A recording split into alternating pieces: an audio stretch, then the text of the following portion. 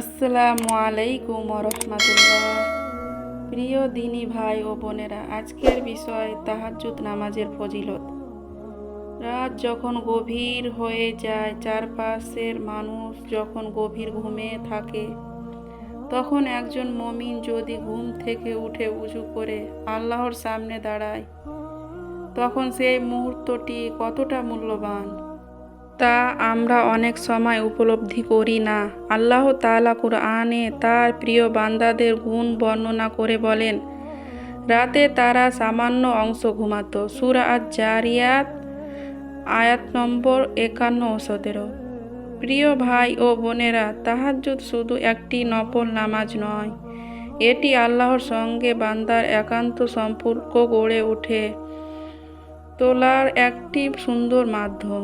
রাসূলুল্লাহ সাল্লাল্লাহু আলাইহি ওয়াসাল্লাম বলেছেন, ফজরের নামাজের পর সর্বোত্তম নামাজ হলো রাতের নামাজ। সহিহ মুসলিম ১১৬৩ নম্বর হাদিস।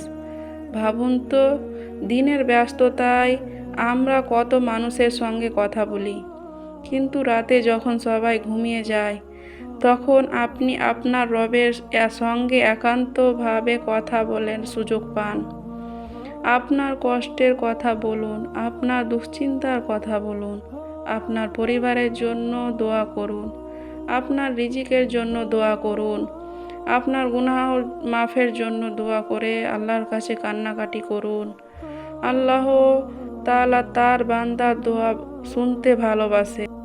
সহিহ হাদিসে এসেছে, রাতের শেষ তৃতীয়াংশে আল্লাহ তাআলা বান্দাদের ডাকেন, কে আমাকে ডাকবে, আমি তার ডাকে সাড়া দেব।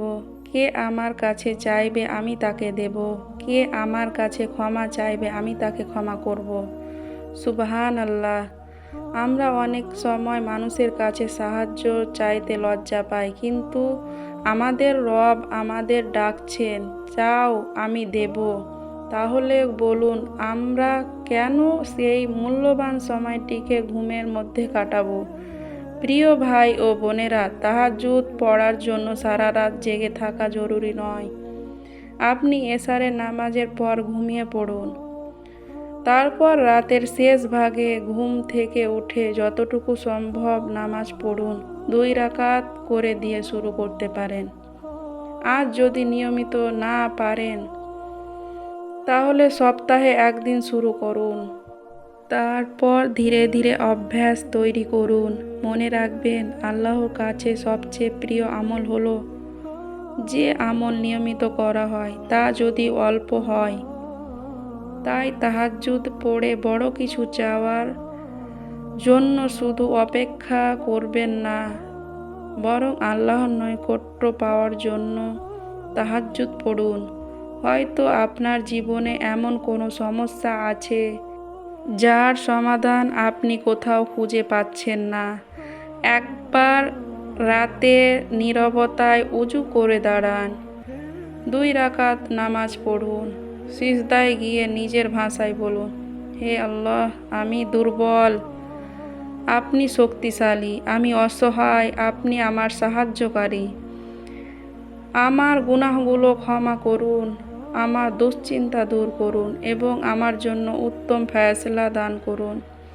ভাই ও বোনেরা, সিজদায় সে অশ্রু হয়তো আপনার জীবনে সবচেয়ে মূল্যবান অশ্রু হতে পারে। তাই আজ থেকে একটি সিদ্ধান্ত নিন, রাতের কিছু সময় আপনি আপনার রবের জন্য রাখুন।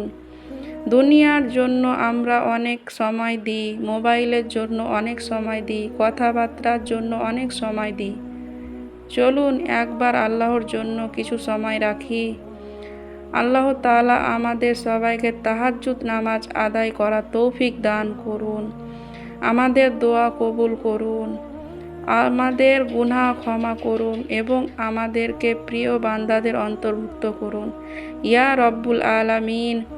আপনি যদি এই কথাগুলো ভালোবাসেন, তাহলে অন্যদের জানিয়ে দিন। হয়তো আপনার একটি শেয়ারের মাধ্যমে কেউ তাহাজ্জুদের নামাজ শুরু করবে, আর সেটির জন্য আপনার সদকা জারিয়া কারণ হয়ে যাবে। আল্লাহ আমাদের সবাইকে রাতের ইবাদতের সৌন্দর্য উপলব্ধি করার তৌফিক দান করুন। আমিন। আসসালামু আলাইকুম। জাজাকুল্লাহ খৈর।